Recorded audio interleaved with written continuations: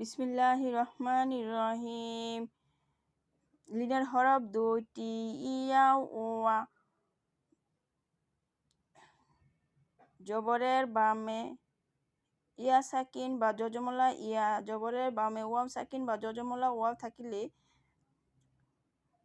এই দুই হরফকে হারফে লিন বলা হয়।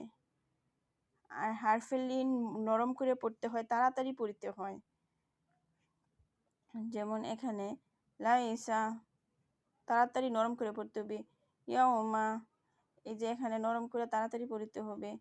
হারফে লিন তাড়াতাড়ি পড়তে হয়। আবার এখানে যদি তাসদিদ থাকতো তো আমরা শক্ত করে পড়তাম ইয়াউ বা লাইয়া ও ইয়াউয়া, কিন্তু এখানে হারফে লিন, এই জন্য তাড়াতাড়ি পড়তে হবে। আবার পেশের বামে ওয়া সাকিন,